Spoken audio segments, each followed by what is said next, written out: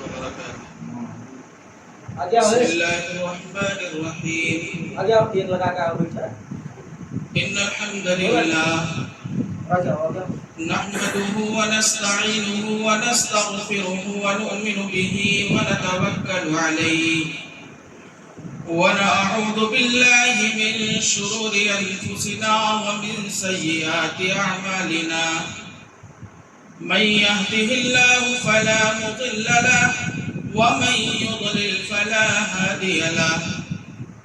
وأشهد أن لا إله إلا الله وحده لا شريك له وأشهد أن محمدا عبده ورسوله.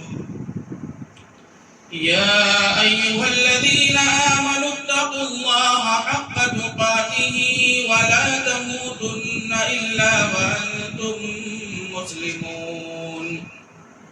يا أيها الناس اتقوا ربكم الذي خلقكم من نفس واحدة وخلق منها زوجها وبث منهما رجالا كثيرا ونساء واتقوا الله الذي تساءلون به والأرحام إن الله كان عليكم رقيبا. يا أيها الذين آمنوا اتقوا الله وقولوا قولا سديدا يصلح لكم أعمالكم ويغفر لكم ذنوبكم ومن يطع الله ورسوله فقد فاز فوزا عظيما.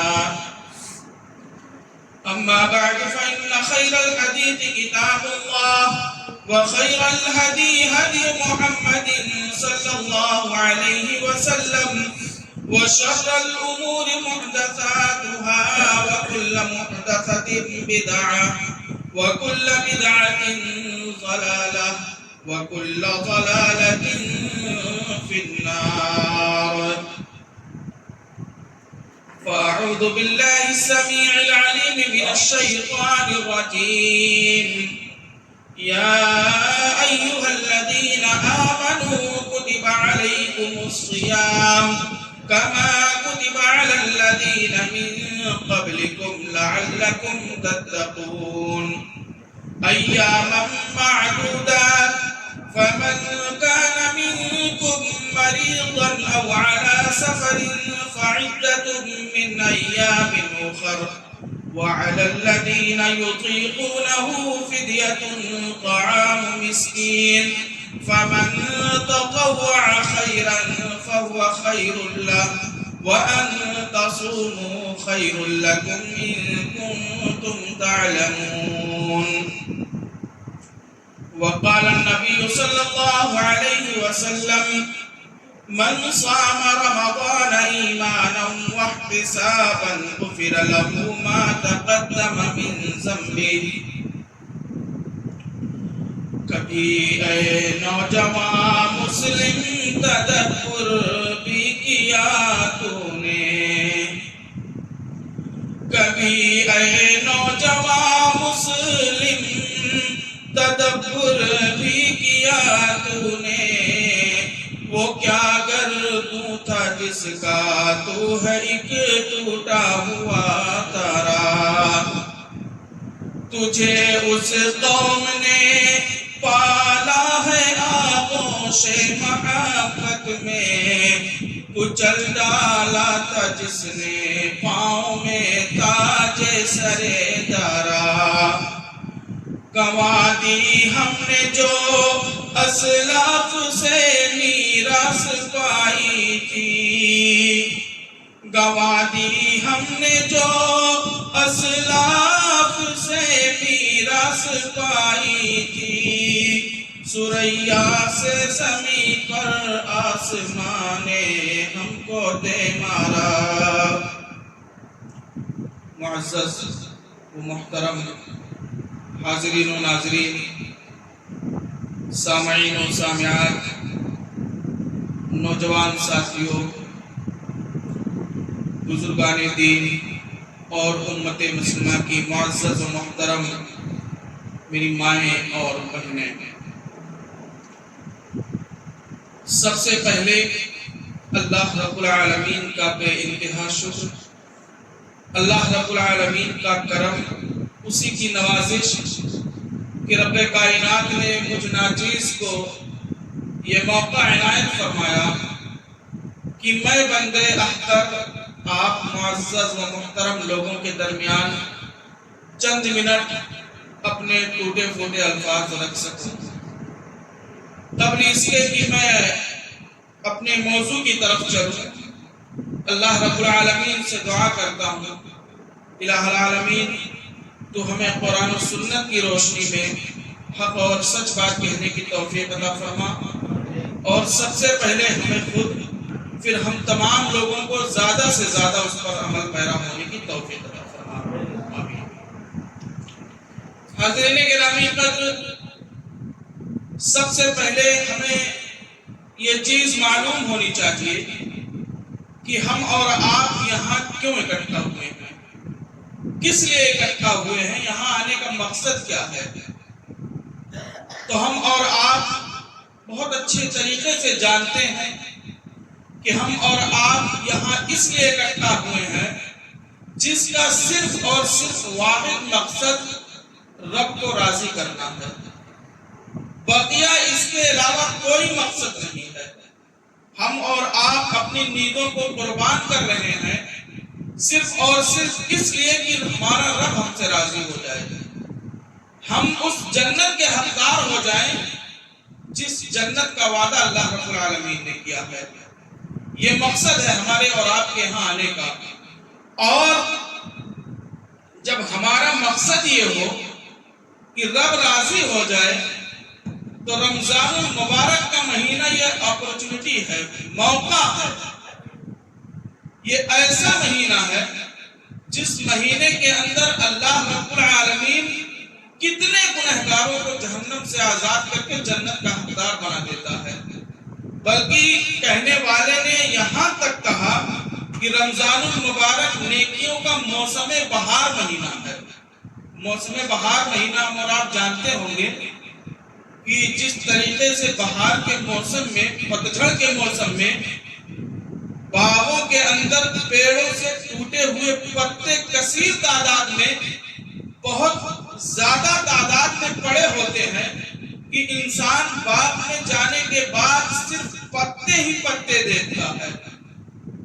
کبھی کبھار ایسا ہوتا ہے کہ زمین ہی نظر نہیں آتی، صرف پتے ہی پتے ہوتے ہیں، اور پیڑ کا ایک زیادہ تر حصہ پتوں کا ٹوٹ کر زمین پر ہی گرا پڑا ہوتا ہے۔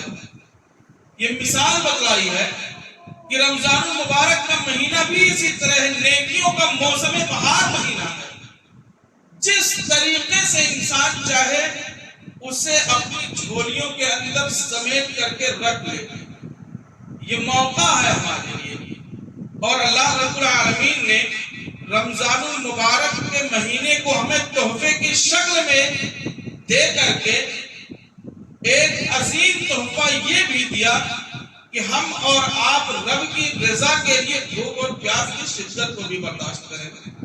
سب سے پہلے ہم اور آپ روزے کے فلسفے کو سمجھیں کہ روزہ اللہ رب العالمین نے کیوں دیا ہے۔ جب انسان کا پیٹ بھرا ہو، اسے کھانے کی ضرورت نہ ہو، تو شاید لوگوں کی بھوک کا احساس بہت کم ہوتا ہے۔ ہمارے پیٹ کے اندر غذائیں موجود ہوں، کھانے کی ضرورت محسوس نہ ہو، تو امکان کم ہے کہ ہمیں بھوکے کی بھوک کا اندازہ ہو۔ لیکن جب ہمارے خود کے پیٹ میں اناج نہ ہو، پانی کا ایک قطرہ ہم اپنے زبان سے حلق کے اندر نہ اتار سکیں، تب ہمیں اندازہ ہوتا ہے کہ بھوک کی شدت کیا ہوتی ہے، پیاس کی شدت کیا ہوتی ہے، غریبی کیا ہوتی ہے، چند دانوں کے لیے ترس جانا کس چیز کو کہتے ہیں، ہمیں یہ احساس دلاتا ہے۔ جب ہمارے پاس ساری چیزیں مہیا ہوں تو احساس ذرا کم ہوتا ہے۔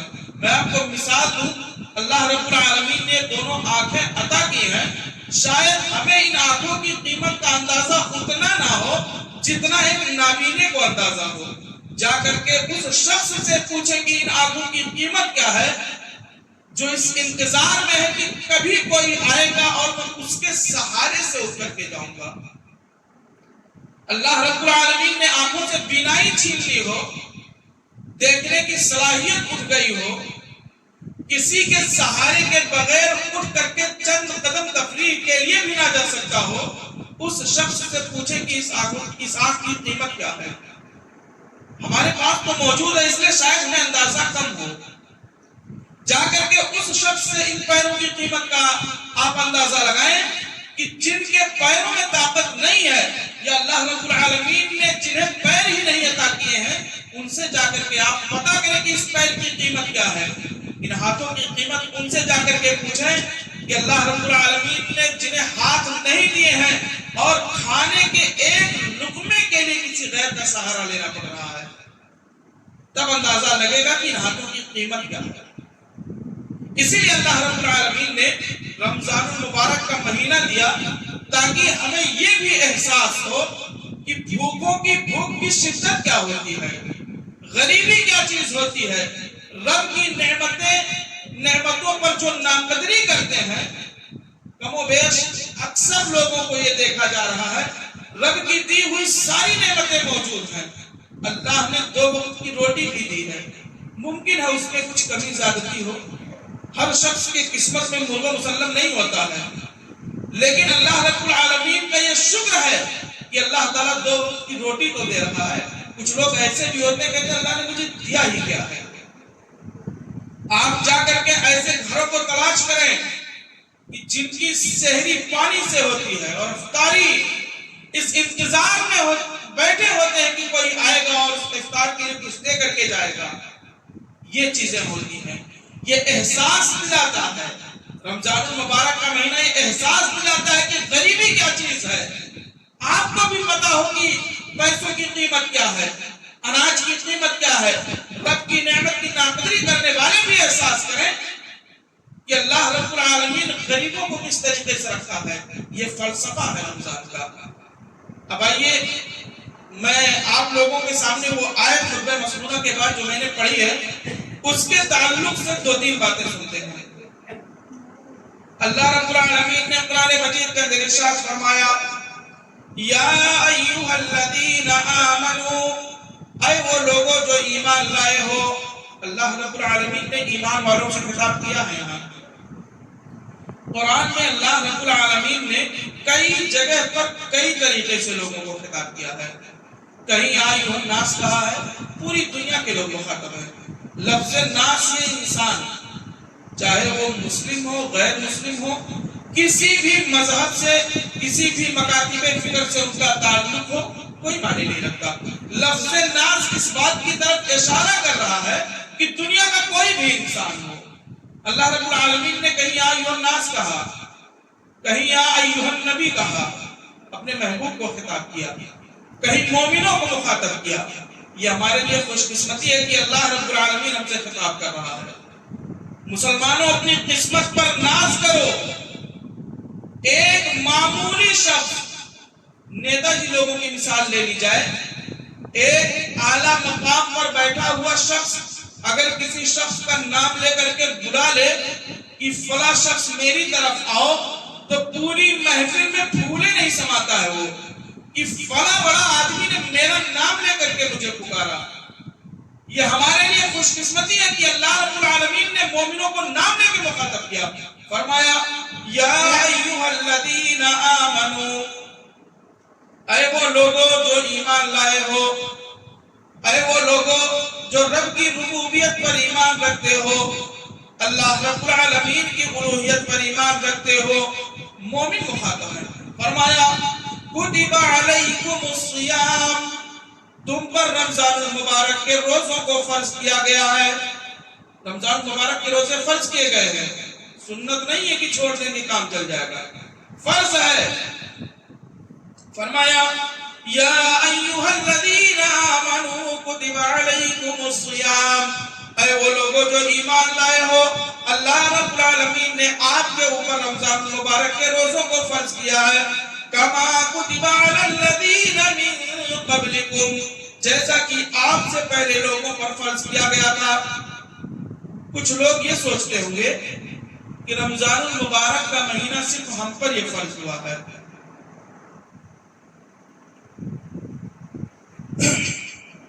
بیچارے بوجھ سمجھنے لگتے ہیں کچھ لوگ، انہیں ایسا لگتا ہے کہ صرف آخری نبی کی امت پر ہی روزے فرض ہوئے، پہلے لوگوں پر نہیں تھا۔ کچھ بیچارے وبال جان سمجھتے ہیں اسے، ایسا نہیں ہے۔ سب سے پہلی بات اسے بوجھ نہ سمجھا جائے۔ رمضان المبارک کا مہینہ اللہ رب العالمین نے بوجھ کے لیے نہیں دیا ہے، بلکہ اس لیے دیا ہے کہ ہمارے جسم پر گناہوں کا جو بوجھ لگا ہوا ہے اس بوجھ سے ہم آزاد ہو جائیں۔ یہ بوجھ نہیں ہے میرے بھائیوں، اللہ رب العالمین نے یہ مہینہ جو آپ کو عطا کیا یہ بوجھ نہیں ہے۔ آپ اسے بوجھ نہ سمجھیں، بلکہ آپ یوں سمجھیں کہ رمضان المبارک کا مہینہ اس لیے اللہ رب العالمین نے دیا ہے کہ آپ کے جسم پر جو گناہوں کے انبار لگے ہوئے ہیں وہ بوجھ آپ کے جسم سے ہٹ جائے۔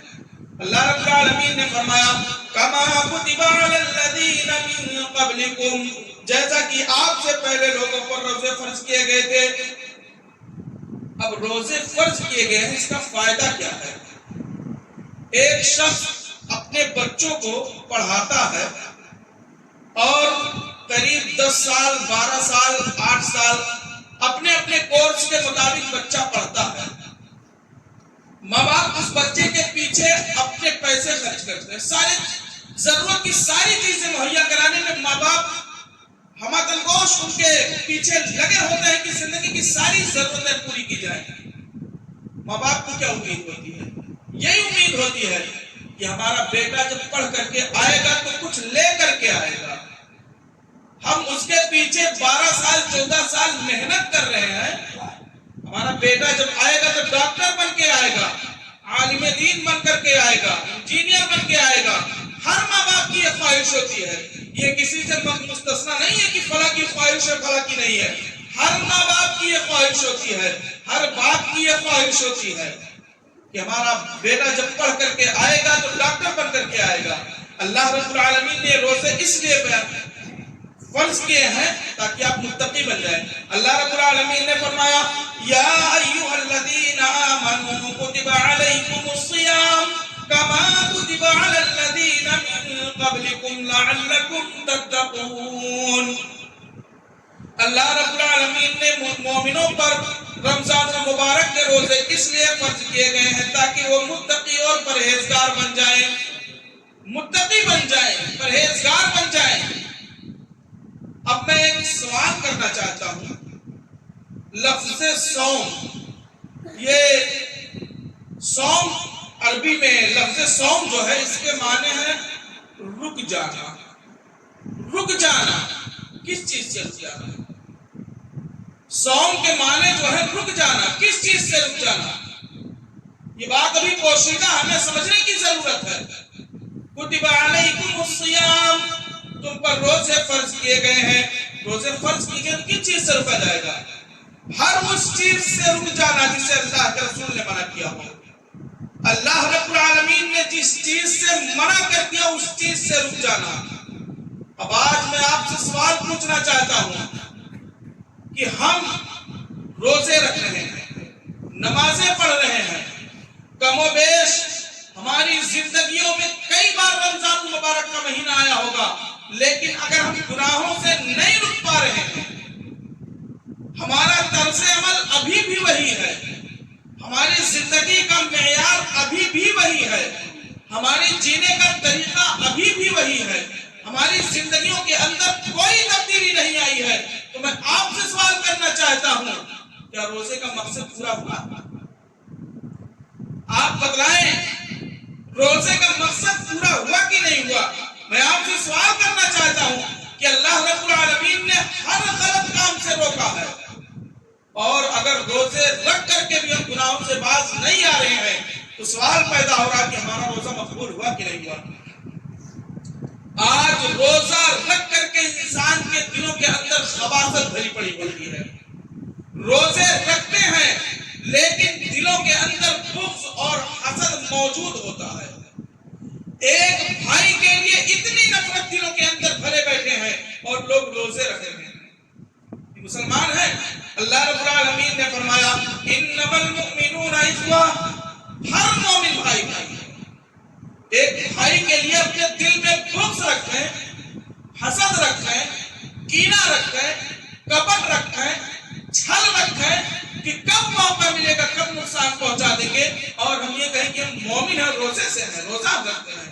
میرے بھائیوں، یہ روزے کا مقصد آپ پورے نہیں پا سکے ہیں، روزے کا مقصد آپ کو حاصل نہیں ہوا ہے، کیونکہ اگر آپ کو روزے کا مقصد حاصل ہوا ہوتا تو آپ گناہوں سے رک گئے ہوتے۔ میں روزے کے تعلق سے ایک اور حدیث پڑھتا ہوں، غالباً عبداللہ ابن مسعود رضی اللہ تعالیٰ عنہ کی روایت ہے، صحیح بخاری کی روایت ہے۔ اللہ کے رسول صلی اللہ علیہ وسلم نے فرمایا یا معشر الشباب، اے نوجوانوں کی جماعت۔ اللہ رب العالمین نے ہر نوجوانوں کو خطاب کیا ہے۔ آپ لوگوں کو بتلاؤں، امت یا کسی قوم کی کامیابی کی ضمانت ان نوجوانوں کے کندھے پر ہوتی ہے۔ ہر قوم کی کامیابی کی ضمانت یہ نوجوانوں کے کندھے پر ہوتی ہے۔ اگر نوجوان چاہے تو اپنی قوم کو زمین سے اٹھا کر کے اوج ثریا پر پہنچا سکتا ہے، اور اگر وہی نوجوان چاہے تو اعلیٰ سے اعلیٰ مقام پر فائز لوگوں کو زمین پر مٹی چاٹنے پر مجبور کر دے، کیونکہ قوم کی کامیابی کی ضمانت نوجوانوں کے کندھے پر ہوتی ہے۔ نوجوان اگر چاہے تو اپنے آپ کو برباد کر لے، یا چاہے تو اپنے آپ کو کامیاب و کامرا بھی کر لے۔ نوجوان قوم کا معمار ہوتا ہے، اسی لیے اللہ کے رسول نے نوجوانوں کو خطاب کیا یا معشر الشباب، اے نوجوانوں کی جماعت، من استطاع منکم الباءۃ فلیتزوج، اگر قوت باء کی صلاحیت، قوت باء کے اندر علماء دو چیز لکھتے ہیں۔ سب سے پہلی چیز نام و نفقہ یعنی خرچ برچ کی صلاحیت، اور دوسری چیز جسمانی طور پر بھی وہ فٹ ہو کہ اپنی بیوی کے حقوق کو ادا کر سکتا ہو۔ یہ دو چیزیں اگر اس کے اندر پائی جائے، من استطاع، اگر اس کی استطاعت اس کے اندر پائی جائے، منکم الباءۃ فلیتزوج، تو اسے چاہیے کہ وہ شادی کر لے۔ اور اگر وہ ایسا نہیں کر پا رہا ہے تو آگے حدیث کے الفاظ ہیں کہ اگر وہ ایسا نہیں کر پا رہا ہے تو فعلیہ بالصوم، تو پھر وہ روزہ رکھے۔ مقصد کیا ہے؟ پتہ یہ چلا کہ یہ دونوں چیزیں اگر اس کے اندر موجود نہیں ہیں، اگر صحیح طریقے پر وہ روزے رکھ لے گا تو گناہوں سے بچ جائے گا۔ یہ روزے کا فلسفہ ہے۔ اب اور آپ تصور کریں کہ ہمارا روزہ ہماری زندگی میں کتنی بار آیا ہوگا؟ کم و بیش کسی کی زندگی میں 10 بار 15 بار، ممکن ہے بزرگ یہاں بیٹھے ہوئے ہیں 30 40 بار بھی آیا ہو، 50 بار بھی امکان ہے۔ میں اگر شروع کے وہ 10-15 سال اگر چھوڑ بھی دے تو تب بھی کم سے کم 40 بار 45 بار تو آیا ہی ہوگا، کم و بیش، ممکن آگے پیچھے ہو۔ اب 40 سال تک ہم نے روزے رکھے، 12 مہینے ہیں۔ ان عدت الشہور عند اللہ 12 شہرا فی کتاب اللہ یوم خلق السماوات والارض منها 4 حرم۔ اللہ رب العالمین نے جب سے یہ دنیا قائم کیا ہے، مہینوں کی تعداد گنتی تو وہی 12 ہی ہے، اور 12 میں ایک رمضان مبارک کا مہینہ آتا ہی ہے، اور جب ہر سال آیا تو 40 بار 45 بار 30 بار 25 بار آیا ہی ہوگا۔ اب اتنے بار آنے کے بعد بھی اگر ہمارا رویہ وہی ہے، ہم اپنے آپ کو نہیں بدل پا رہے ہیں، ہمیں روزے کا مقصد حاصل ہوا؟ میں آپ پر حکم نہیں لگاتا، میں آپ پر الزام نہیں لگاتا، آپ خود تصور کریں کہ کیا ہمیں مقصد ملا کہ نہیں ملا۔ یہ چیزیں ہیں، روزے کا یہ مقصد ہے، اور اگر مقصد نہیں ملا ہے تو ہم اور آپ اپنے روزوں کی خیر بنائیں، ہم اور آپ اپنے روزوں کی حفاظت کریں۔ اگر روزے رکھ کر کے بھی چغلی، غیبت، برائی یا منہ پر ہی غصہ، میں آج ہے جملہ اور بدلاتا چلوں، اکثر لوگوں کو میں نے یہ دیکھا ہے کہ 4-5 بجے کے بعد گھر کو سر پہ اٹھا کے رکھتے ہیں۔ میرے بھائی، اللہ کے لیے روزہ رکھ رہا ہے کہ دنیا کو دکھانے کے لیے روزہ رکھ رہا ہے؟ ایسے بیچارے غصہ ہوتے ہیں کہ لگتے ہیں مار کے کھا جائیں گے۔ اب یہ روزہ ہے؟ اگر آپ کی وجہ سے لوگ ڈر جائیں، آپ کی وجہ سے لوگ آپ کے قریب نہ آئیں، کہ آپ کا روزہ ہے؟ میں آپ لوگوں کو بتاؤں، اللہ کے رسول صلی اللہ علیہ وسلم نے اخلاق پر کتنا زبردست فوکس کیا ہے کہ اخلاق مضبوط ہونا چاہیے. اگر ہم روزے رکھ کر کے اپنے اخلاق ہی گرا دیں کیا روزے میں حاصل ہے؟ ہمارا روزہ ہے، روزے کی حالت میں لوگ اتنا ڈرے ہم سے کہ ہمارے قریب ہی نہ آئے وہ کہ میں روزے کا کیا مقصد بھائی. اللہ رب العالمین نے قرآن مجید میں ارشاد فرمایا فَبِمَا رَحْمَةٍ مِّنَ اللَّهِ لِنتَ لَهُمْ. اے نبی اللہ کی رحمت سے آپ نرم دل ہیں، اللہ کی رحمت سے نبی رحم دل ہیں. وَلَوْ كُنْتَ فَظًّا غَلِيظَ الْقَلْبِ لَانفَضُّوا مِنْ حَوْلِكَ.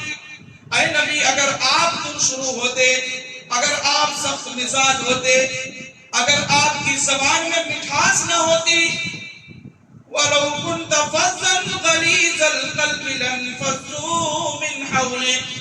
تو یہ جو لوگوں کا مجمع آپ کے آس پاس جمع ہے، یہ پروانے آپ کے پاس نہیں ہوتے یا آپ سے دور بھاگ کر کے چلے جاتے.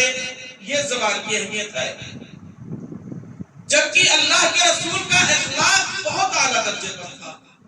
اللہ کے رسول کے اخلاق کے بارے میں گفتگو کرنا سورج کو چراغ دکھانے کی طرح ہے.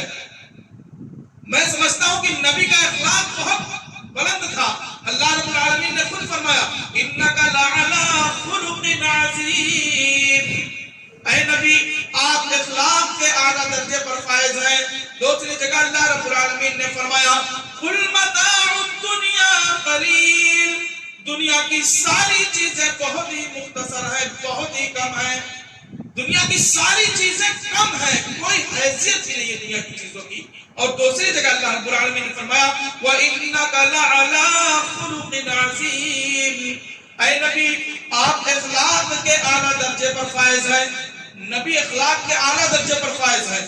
اس کے بعد بھی اللہ ان کو بتلا رہا ہے کہ نبی اگر آپ تم شروع ہوتے، اگر آپ سخت مزاج ہوتے، اگر آپ کی زبان میں مٹھاس نہ ہوتی وَلَوْ كُنْتَ فَظًّا غَلِيظَ الْقَلْبِ لَانفَضُّوا مِنْ حَوْلِكَ. تو یہ جو لوگ آپ کے پاس جمع ہیں، آپ کے قریب نہ آتے، آپ سے دور بھاگ جاتے.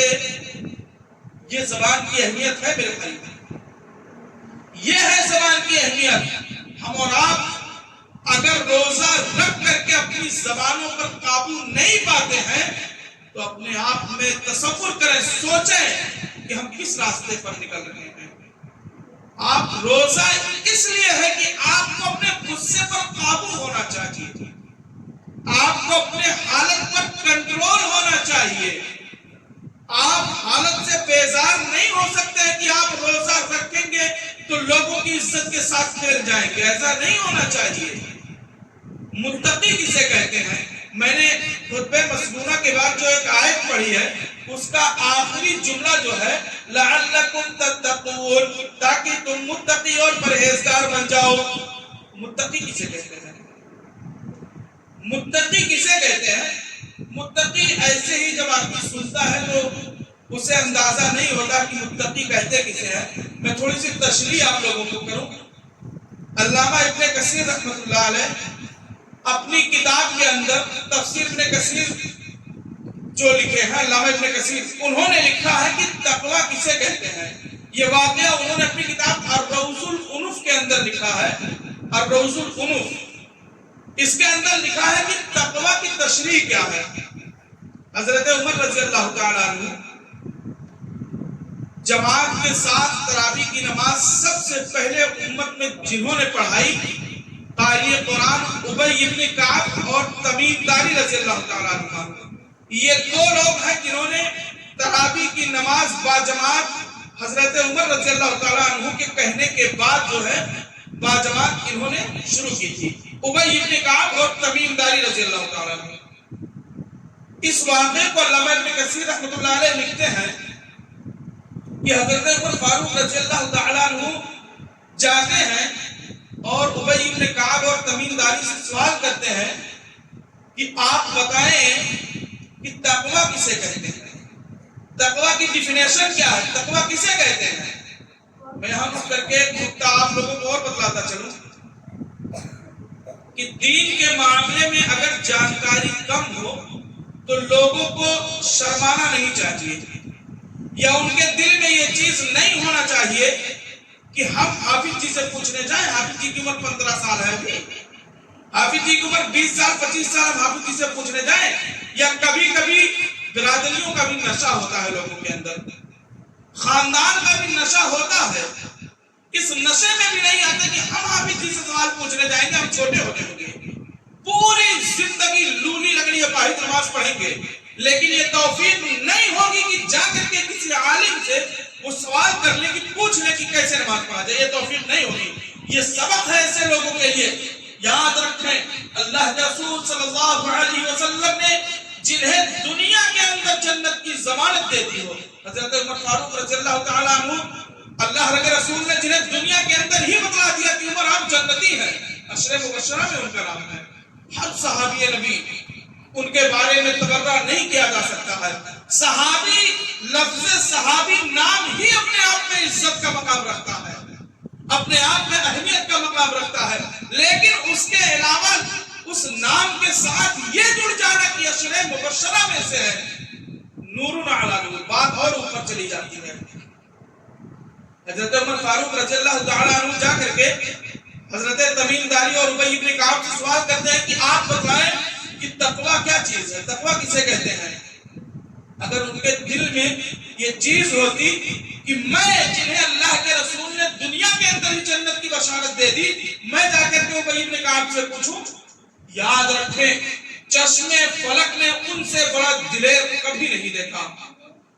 زمین اور آسمان کی نگاہوں نے حضرت عمر فاروق رضی اللہ تعالی عنہ سے بڑا انصاف کرنے والا نبی کے بعد نہیں دیکھا. اتنے بڑے منصف تھے, بے شمار ان کے اندر خصلتیں پائی جاتی تھیں, لیکن یہ سب بالائے طاق رکھتے ہوئے حضرت عمر فاروق رضی اللہ تعالیٰ عنہ کے تعلق سے اگر گفتگو کی جائے تو سحری انہی کی باتوں پر سحری شروع ہو جائے گی. بے شمار فضیلت ہے ان کی. اتنے فضائل ہونے کے بعد بھی وہ جا کر کے سوال کرتے ہیں کہ آپ بتائیں کہ تقویٰ کسے کہتے ہیں.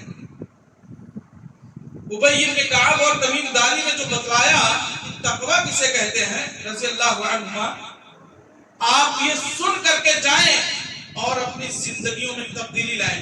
انہوں نے کہا جس طریقے سے ایک خاردار جھاڑی ہو, خاردار جھاڑی جانتے ہیں, کانٹے دار جنگل جس کے دائیں جانب بھی کانٹے لگے ہوئے, بائیں جانب بھی کانٹے لگے ہوئے, اور درمیان میں جو راستہ ہے وہ راستہ بڑا محدود اور تنگ راستہ ہو, کانٹے پھنسنے کا بھرپور امکان ہو, دائیں جانب بھی خاردار جھاڑیاں ہیں, بائیں جانب بھی کانٹے ہیں, بیچ کا راستہ بڑا محدود اور تنگ راستہ ہے. ایسے راستے سے انسان اپنے دامن کو بچا کر کے نکل جائے کہ اس کا بایاں بھی سلامت ہو, دایاں بھی سلامت ہو, اور وہاں سے وہ نکل جائے, یہ تقویٰ ہے. آج یاد رکھیں دنیا کے اندر نفسانی خواہشات کی جھاڑیاں موجود ہیں, آپ چاہیں تو اپنے ایمان کا سودا کر سکتے ہیں. آج معاشرے کے اندر بے شمار نفسانی خواہشات کی جھاڑیاں موجود ہیں. آج سماج کے اندر ایمان کو لوٹنے والی چیزیں موجود ہیں, بلکہ سماج نہ کہہ لیا جائے تو گھر کے اندر بھی وہ چیزیں ملیں گی آپ کو کہ اپنے ایمان کا سودا اس سے آپ کر سکتے ہیں. لیکن ایسے پرفتن دور میں, ایسے پرآشوب دور میں, ایسے آزمائش کے دور میں آپ اپنے دامن کو بچا کر کے نکل جائیں, یہ تقویٰ کا ڈیفینیشن یہی ہے.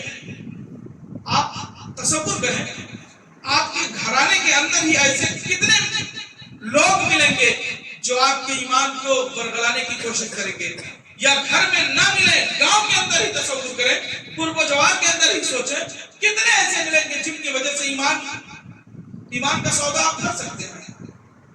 بڑا آسان ہے اس دور میں ایمان کا سودا کر لینا, بلکہ اگر آپ چاہیں تو ایمان کا سودا کر کے آپ عروج بھی پا سکتے ہیں, اونچائیوں پر بھی جا سکتے ہیں. لیکن میرے بھائیوں, ایسے عروج سے زوال ہی بہتر ہے. مجھے کسی شاعر کا ایک شعر یاد آتا ہے کہ دولت کی بھوک تم کو کہاں لے کے آ گئی, دولت کی بھوک تم کو کہاں لے کے آ گئی, تم محترم ہوئے بھی تو کردار بیچ کر.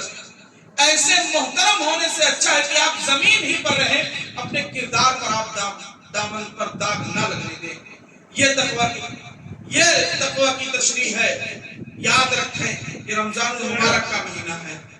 اس کے بعد کی جو آیت ہے میں نے آپ کے سامنے پڑھی تھی، اللہ رب العالمین نے فرمایا ایام معدودات، گنتی کے چند دن ہیں۔ میرے بھائیوں، آپ اسے بوجھ نہ سمجھیں، گنتی کے چند دن ہیں، لیکن اللہ رب العالمین نے ان دنوں کے اندر بھی آپ کو رخصت دی ہے۔ انسان ہے، ممکن ہے پریشانیاں آ جائیں، اللہ ظالم نہیں ہے۔ اللہ آپ کو پریشانی میں نہیں ڈالنا چاہتا ہے، آپ کو پریشان حال نہیں دیکھنا چاہتا ہے۔ اللہ رب العالمین نے فرمایا ایام معدودات فمن كان منكم مريضا او على سفر فعدة من ایام اخر، اگر ان دنوں کے اندر آپ بیمار ہو جائیں، ان دنوں کے اندر آپ سفر پر رہیں، آپ سفر میں ہوں، تو اللہ رب العالمین نے آپ کو رخصت دی ہے، آپ کو اجازت دی ہے کہ آپ روزوں کو چھوڑ سکتے ہیں، اس کی قضا آپ بعد میں کر لیں۔ یہ اجازت ہے، آسانی اللہ رب العالمین نے دی ہے، یہ آپ کے لیے آسانی ہے۔ اللہ رب العالمین نے آپ کو موقع دیا کہ آپ بیمار اگر ہیں۔ اب بیماری کے تعلق سے میں یہاں دو باتیں بتلاتا چلوں تاکہ جتنی باتیں بیان کی جائے پوری باتیں سمجھ میں آ جائے۔ سب سے پہلی بات، ایک بیماری ہوتی ہے عارضی بیماری، وقتی بیماری جسے کہہ لیا جائے۔ آدمی بخار سے ہو گیا، سردی ہے، جسم میں درد ہے، یا اس طریقے کی بے شمار بیماریاں، میں بہت زیادہ جانکار نہیں ہوں بیماریوں کے تعلق سے کہ میں بہت ساری بیماریوں کا نام لے سکتا ہوں، نہیں لے سکتا، بس اشارہ آپ کو دے رہا ہوں۔ بخار ہے یا وقتی بیماری جسے ایک دو دن میں ٹھیک ہو سکے، وہ بیماری، اس کے لیے رخصت یہ ہے کہ آپ اس گنتی کے دن کو جو آپ نے چھوڑا ہے رمضان المبارک کے مہینے کے بعد، آئندہ رمضان آنے سے پہلے آپ اس کی قضا کر لیں۔ اب میں نے جو کہا تھا کہ بیماریاں دو طرح کی ہوتی ہیں۔ سب سے پہلی بیماری میں نے بتلائی وقتی بیماری، جس کے بارے میں آپ نے ابھی سنا۔ دوسری بیماری، کچھ بیماریاں ایسی بیماری ہوتی ہیں جو مستقل آدمی بیمار ہی رہتا ہے، مستقل بیمار رہتا ہے۔ شوگر ہو گیا، بلڈ پریشر یا ہارٹ وغیرہ، اس طرح کی بے شمار بیماریاں ہیں۔ انسان کو پتہ ہی نہیں ہوتا ہے کہ وہ کب ٹھیک ہوگا، کوئی پتہ نہیں کب ٹھیک ہوگا۔ اس کے لیے کیا ہے؟ اللہ رب العالمین نے اس کے لیے بھی ایک راستہ نکالا ہے۔ فَمَنْ كَانَ مِنْكُمْ مَرِيضًا أَوْ عَلَى سَفَرٍ فَعِدَّةٌ مِّنْ أَيَّامٍ أُخَرَ، اگر آپ سفر میں ہوں یا بیمار ہوں تو ان دنوں کو آپ بعد میں پورا کریں، اس کو آپ بعد میں پورا کریں۔ اور اگر اس چیز کی طاقت نہ ہو، جیسے آدمی مسلسل بیمار ہے، تو اس کے لیے کیا ہے؟ اس کے لیے یہ ہے کہ مسلسل ایک مسکین کو وہ کھانا کھلائے، لیکن اس کے لیے بہتر یہ ہے کہ وہ روزہ ہی رکھے۔ مسکین کو کھانا کھلائے چل سکتا ہے، لیکن بہتر یہ ہے کہ وہ روزہ ہی رکھے، کیونکہ روزہ بے شمار خوبیوں کا حامل ہے۔ بہتر یہ ہے کہ روزہ رکھے، لیکن نہیں رکھ سکتا تو ایک مسکین کو کھانا کھلائے۔ اس کے آگے ہے کہ اللہ رب العالمین نے فرمایا شہر رمضان الذي انزل فيه القرآن هدى للناس وبينات من الهدى والفرقان، رمضان المبارک کا مہینہ ہی وہ بابرکت مہینہ ہے، وہ عزتوں والا مہینہ ہے، وہ عظمتوں والا مہینہ ہے، جس مہینے کے اندر اللہ رب العالمین نے قرآن جیسی عظیم کتاب کو نازل کیا۔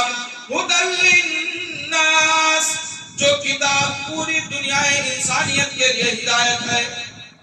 قرآن صرف مسلمانوں کے لیے ہدایت نہیں ہے،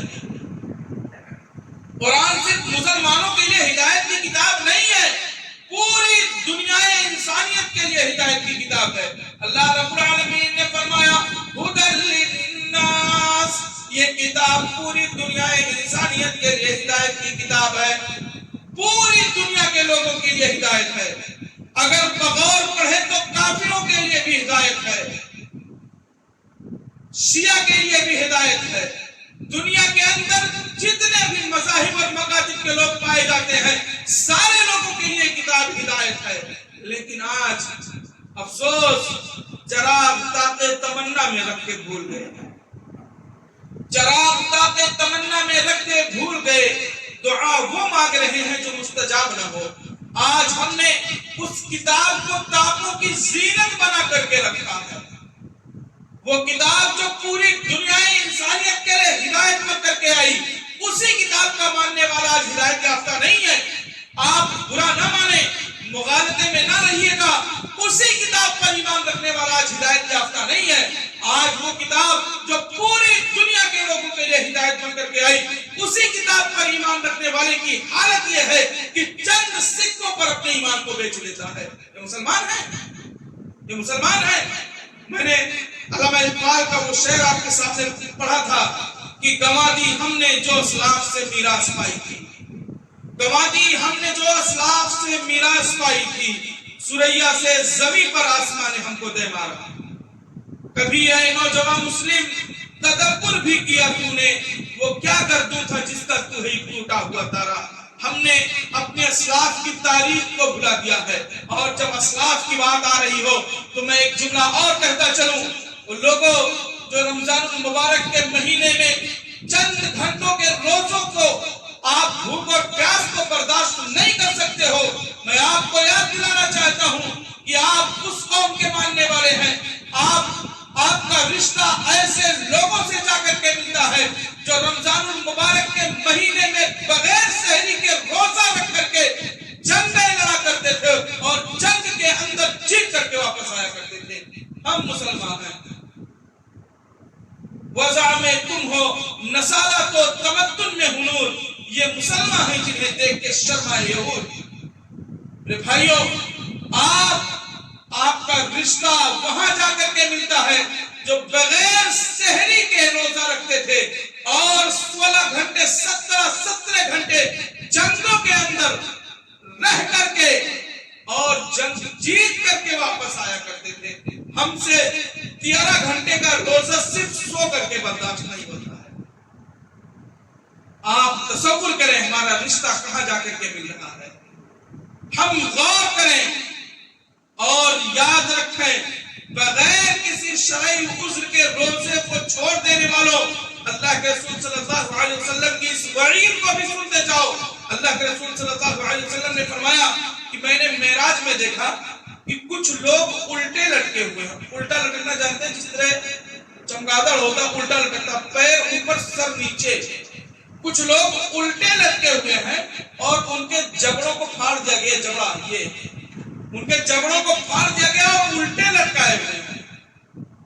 اللہ کے رسول نے جب سوال کیا حضرت جبرائیل علیہ السلام سے کہ یہ کون لوگ ہیں جنہیں الٹا لٹکایا گیا ہے اور ان کے منہ سے خون ٹپک رہا ہے، انہوں نے فرمایا یہ وہ لوگ ہیں جو رمضان المبارک کے مہینے میں دن میں افطار کر لیا کرتے تھے.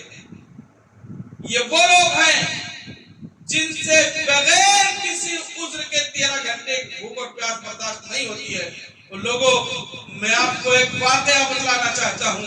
اللہ اس چیز پر بھی قادر ہے کہ آپ کے حلق میں نوالا پہنچ جائے اور واپس لینے پر قادر ہے. ہم 13 گھنٹے بھوک اور پیاس نہیں برداشت کر سکتے ہیں. میں نے ایسے لوگوں کو بھی دیکھا ہے 2.5 سال تک آکسیجن اور پانی کے چند بوند ناک سے ڈالے جاتے ہوں. اللہ اس چیز پر بھی قادر ہے کہ اگر وہ چاہے تو آپ کے پیٹ کے اندر ایک لقمہ نہ جانے دے. دنیا کی ساری نعمتیں موجود ہوں، دنیا کی ساری آسائشیں موجود ہوں، دنیا کے ساری چیزیں موجود ہوں، لیکن اگر اللہ چاہے تو آپ ایک بوند پانی کو بھی طرف جائیں گے. اللہ اس چیز پر قادر ہے. اللہ طاقت رکھتا ہے، اگر چاہے تو آپ کو یہ دل بھی دکھلا سکتا ہے. آپ رب کی نعمتوں پر شکر گزاری کریں، اللہ والے بنے. اور روزے داروں کے بارے میں ایک اور فضیلت ہے، میں آپ لوگوں کو بتلاؤں.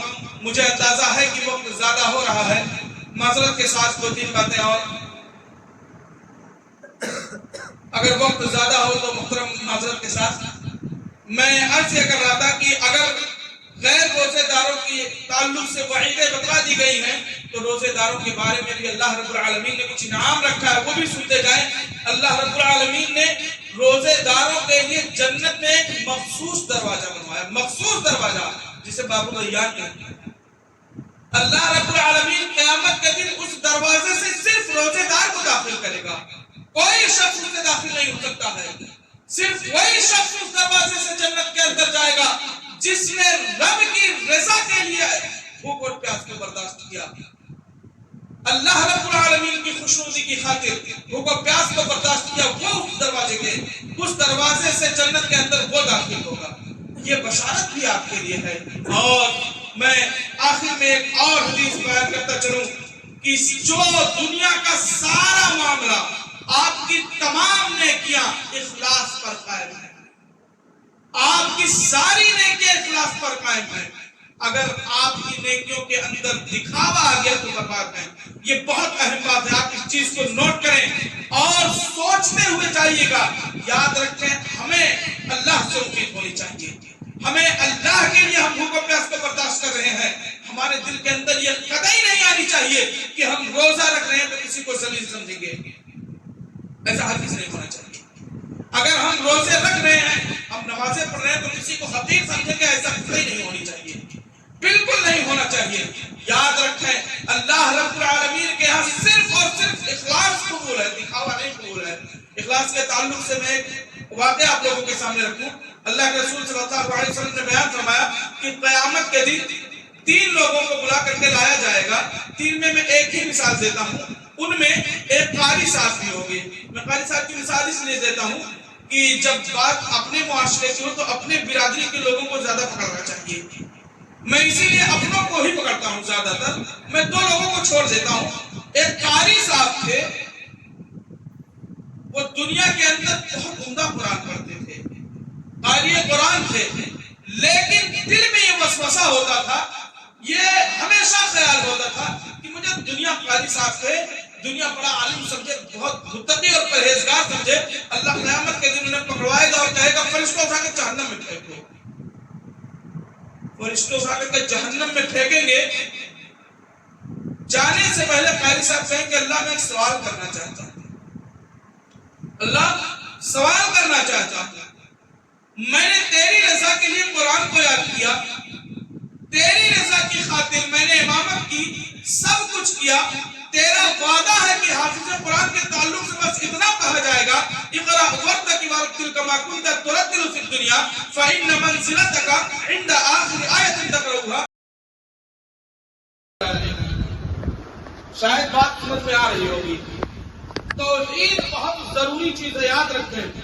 زبان سے گر گیا توحید کا دعویٰ تو کیا حاصل، بنایا ہے زمین پر خود پداروں کو خدا، تم نے اللہ کو خدا بنائیے، رب کو اپنا محبوب سمجھیے۔ دنیا کے اندر اگر آپ کے ہاتھ سے توحید کا دامن چھوٹ گیا تو کچھ نہیں بچا ہو جاتا۔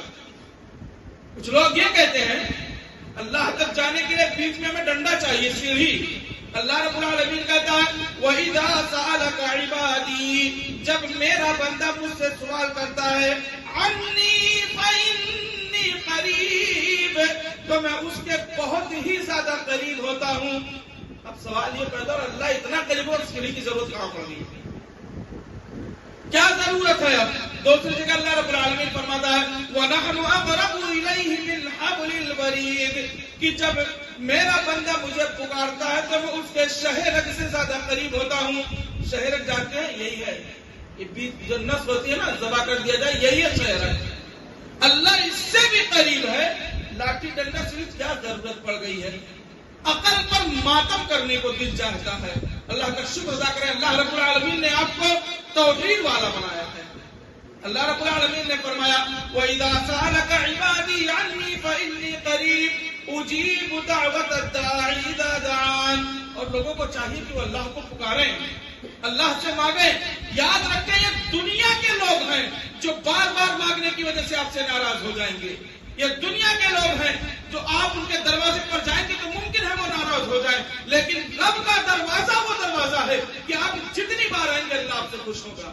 اور اللہ مانگنے کا طریقہ بھی بتلا رہا ہے۔ اللہ فرما رہا ہے قرآن کے اندر، فرمایا ان تعذبهم فانهم عبادك، اللہ سے آپ مانگیں، اللہ سے مانگیں، اور اللہ مانگنے کا طریقہ بھی بتلا رہا ہے ان تعذبهم فانهم عبادك۔ اس آیت پر میں ایک اور بات بتلاؤں، کچھ لوگ ہوتے ہیں قرآن مکمل کرنے کے چکر میں صرف بیچارے عالمون تعلمون کرتے ہیں، ایسا نہیں ہونا چاہیے۔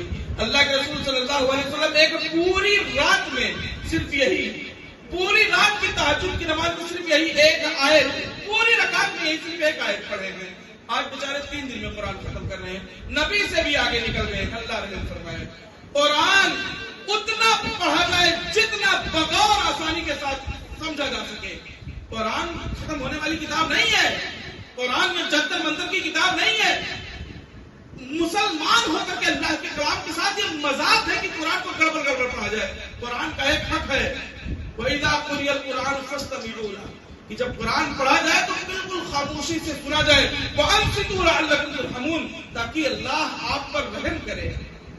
मैं वो आयत आपके सामने पढ़ रहा था कि अल्लाह के रसूल सल्लल्लाहु अलैहि वसल्लम की इतनी लज्जत इस आयत में मिली, इन तुअज़्ज़िबहुम फइन्नहुम इबादुक, अल्लाह अगर तू मुझे अजाब दे तो हम तेरे बंदे हैं। इन तुअज़्ज़िबहुम फइन्नहुम इबादुक, अल्लाह अगर तू मुझे अजाब दे तो हम तेरे बंदे हैं। व इन तग़फिर लहुम फइन्नका अंतल अज़ीज़ुल हकीम, और अगर तू मुझे माफ कर दे तो तू अजीज और हकीम है। बहुत ही बेहतरीन दुआ है। अगर आदमी समझे तो एक ही आयत उसकी जिंदगी बदलने के लिए काफी है। अल्लाह रब्बुल आलमीन से आइए दुआ करते हैं, इलाहुल आलमीन हमें कहने सुनने से ज्यादा उस पर अमल पैरा करने की तौफीक अता फरमाए। आमीन। व आखिरु दावाना अल्हम्दुलिल्लाहि रब्बिल आलमीन। अस्सलामु अलैकुम व रहमतुल्लाहि व बरकातुहू। वालेकुम अस्सलाम व जज़ाकुमुल्लाहु खैर व अहसन जज़ाक। ये थे फजीलत मोहतरम जो रोज़े के फजीलत के ताल्लुक से तफसीली गुफ्तगू कर रहे थे।